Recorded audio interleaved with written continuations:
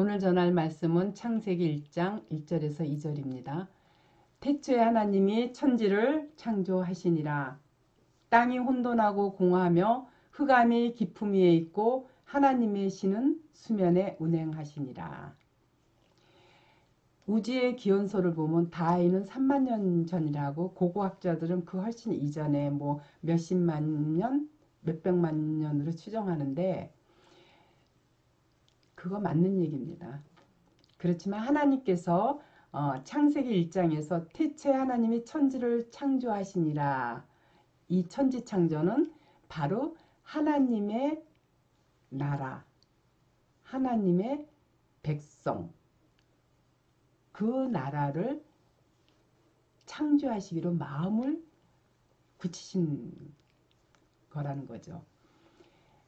그거 어떻게 알 수 있냐면 2절에 보면 땅이 혼돈하고 공허하며 흑암이 깊음 위에 있고 라고 되어 있어요. 땅은 백성을 나타내고 있어요.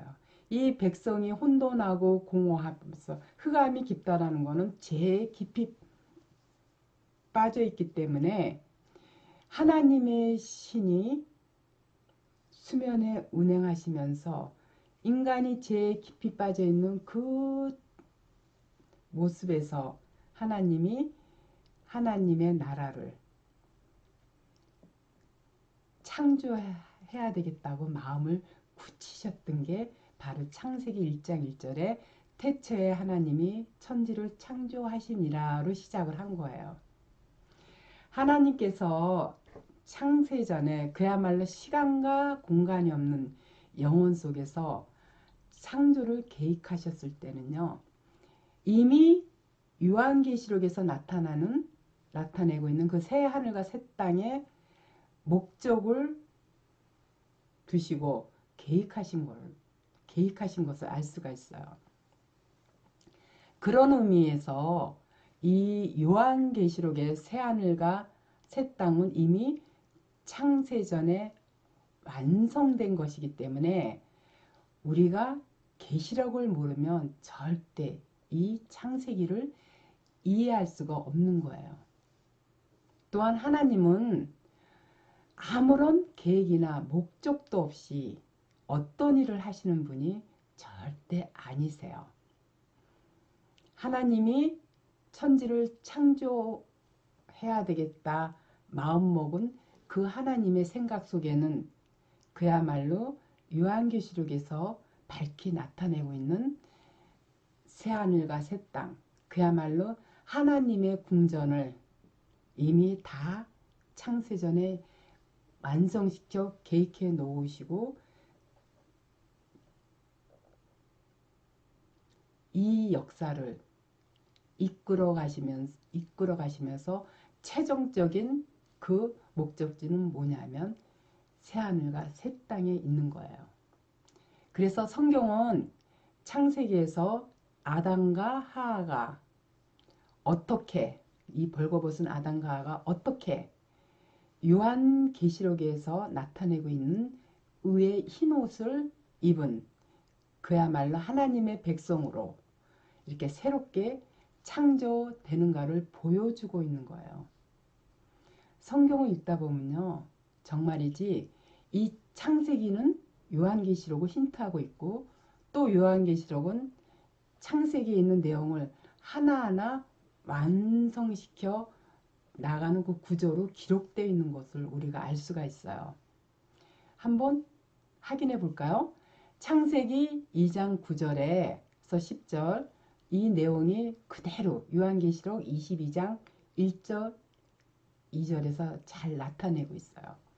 자, 창세기 2장 9절에서 10절을 보면은요, 여호와 하나님이 그 땅에서 보기에 아름답고 먹기에 좋은 나무가 나게 하시니 동산 가운데에는 생명나무와 선악을 알게 하는 나무가 있더라. 강이 에덴에서 발원하여 동산을 적시고 거기서부터 갈라져서 네 근원이 되었으니, 이렇게 창세기에 에덴의 강과 생명나무가 계시록에 그대로 기록되어 있는 것을 우리가 볼 수가 있어요. 계시록 22장 1절에서 2절을 보면 또 저가 수정같이 맑은 생명수 강을 내게 보이고 하나님과 및 어린 양의 보좌로부터 나서 길 가운데로 흐르더라. 강 좌우에 생명나무가 있어 12가지 실과를 맺히되 달마다 그 실과를 맺히고 그 나무 잎사귀들은 만국을 소송하기 위하여 있더라. 이렇게 나타내고 있어요. 근데 창세기에 있는 것이 요한계시록에 딱 하나가 없어요. 그 하나만 없어요. 그게 뭐냐면 바로 선악과예요. 왜? 하나님이 계획해 놓으신 새하늘과 새 땅 계시록에 있는 그 천국 나라는 더 이상 시험이 필요 없는 나라야. 다시 말해서 시험이 없는 완전하게 회복된 하나님 나라를 보여주는 것이기 때문에 계시록에만 그 선악과가 없는 거예요. 또한 창세기에서 아담과 하와의 결혼 장면이 계시록에서는 어린 양 예수 그리스도와 교회가 혼인하는 장면으로 이렇게 나타나고 있어요. 자, 창세기 2장 22절에서 25절을 보면은 여호와 하나님이 아담에게서 취하신 그 갈빗대로 여자를 만드시고 그를 아담에게로 이끌어 오시니 아담이 가로되 이는 내 뼈 중에 뼈요 살 중에 살이라. 이것을 남자에게서 취하였은즉 여자라 칭하리라 하니라. 남자가 부모를 떠나 그 아내와 연합하여 둘이 한 몸을 이룰지로다. 아담과 그 아내 두 사람이 벌거벗었으나 부끄러워 아니하니라. 이렇게 창세기에서 아담과 하와의 혼인 장면이 잘 나타내 있는데 여기서 우리가 봤을 때 아담은 태초에 사람이야. 근데 이 아담이 어떻게 한다 그랬어요? 부모를 떠나 그 아내와 둘이 한 몸을 이루었다 그랬어요. 이 혼인 장면은 바로 무엇을 나타내는 거냐면 하늘 아버지, 그 아버지를 떠나 이 땅에 내려오신 신부이신 예수 그리스도, 신부인 그 교회가 바로 예수 그리스도, 신랑이신 예수 그리스도와 한 몸이 되는 것을 예표한 장면이에요.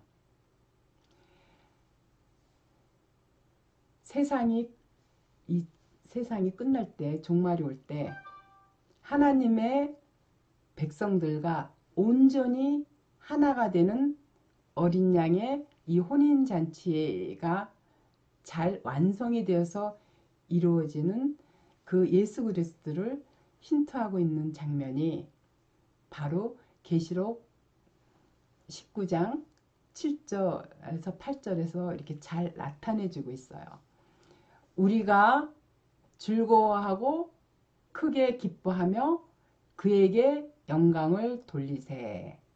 혼인 기약이 이르렀고 그 아내가 예비하였으니 그에게 허락하신 빛나고 깨끗한 세마포로 있게 하셨은즉 어린 양이 혼인잔치에 청함을 입은 자들이 복이 있더다 하고 또 내게 말하여 이것은 하나님의 참되신 말씀이라 하기로.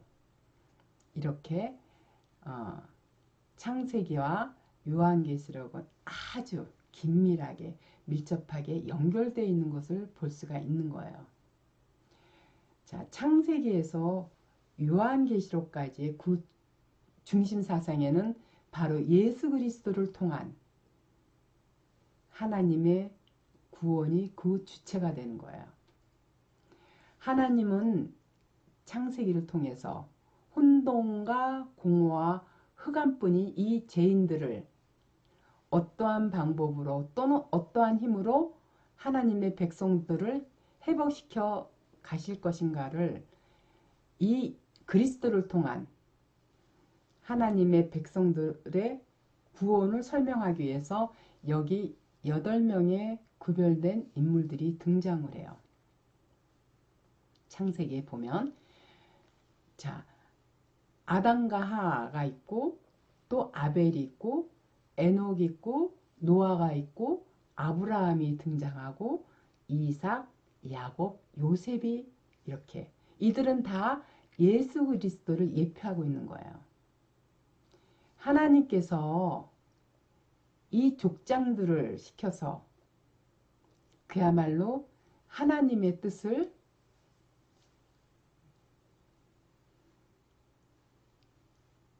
나타내 약속하게 하고 그 약속을 하나하나 지켜가는 장면이 이 구약에 너무도 잘 나타내 있어요.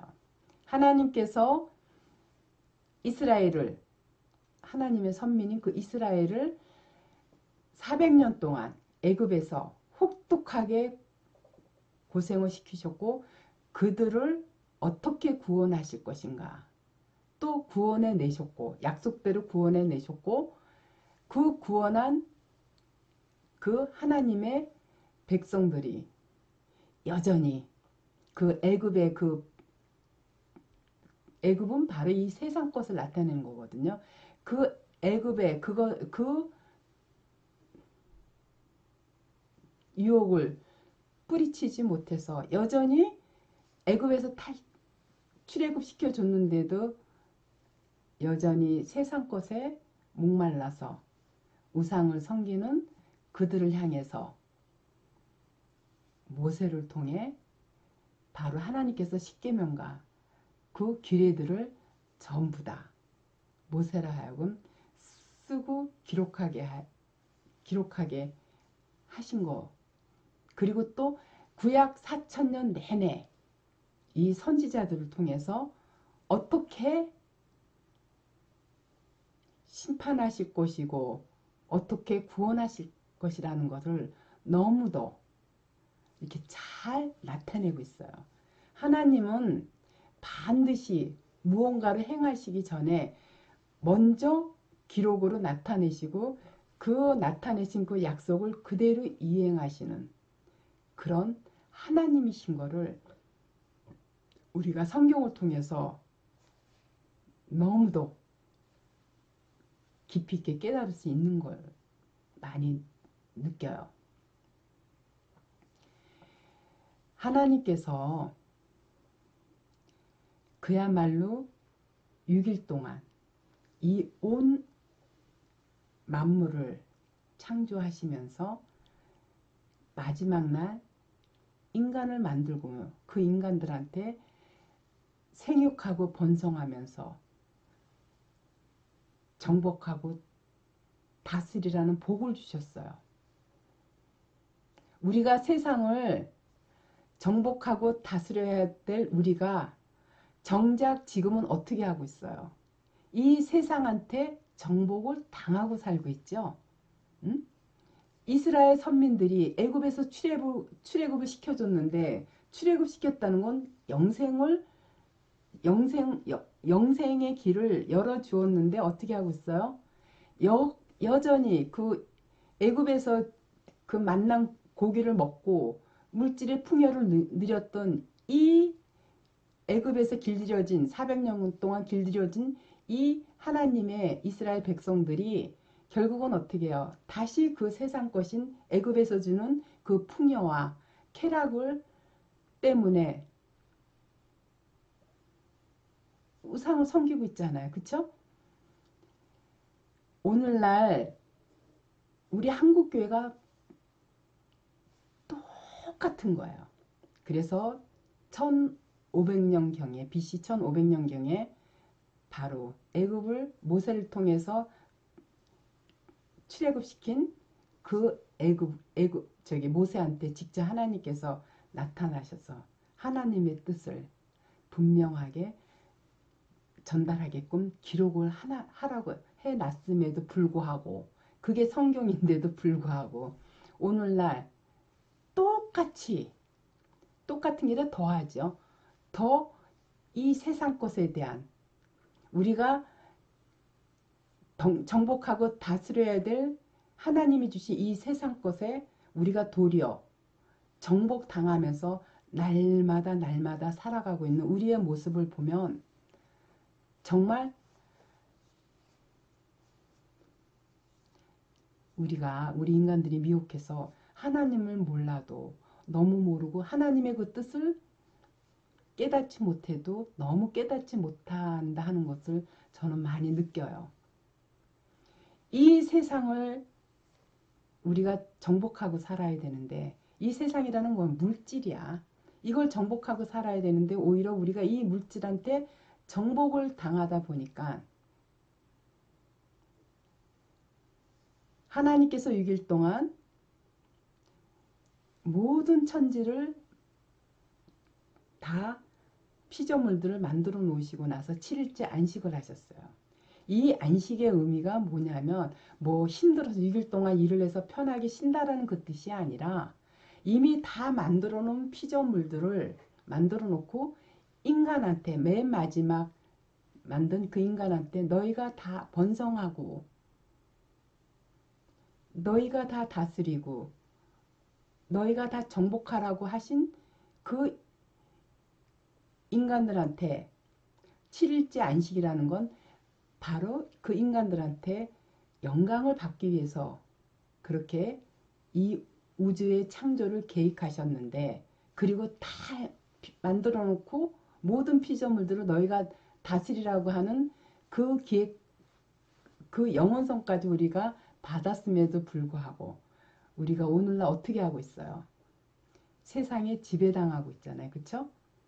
그래서 6일 동안에 예수님께서 아니 하나님께서 이 모든 만상의 피조물들을 만들고 인간한테 너희가 정복하고 다스리라고 해놓고 7일째 안식하신 그 안식의 의미는 바로 우리가 세상 속에서 살면서 그 하나님이 우리한테 복을 주신 그 은혜가 너무도 크고 충만해서 우리가 7일째 하나님께서 안식하셨듯이 7일째 되는 날 우리가 그동안 열심히 세상을 정복해서 만들어 놓은 세상을 정복해서 우리가 주어지는 결과는 뭐예요? 결론은 돈이잖아요. 이 돈에 우리가 매이지 않고 하나님께 그 일부를 그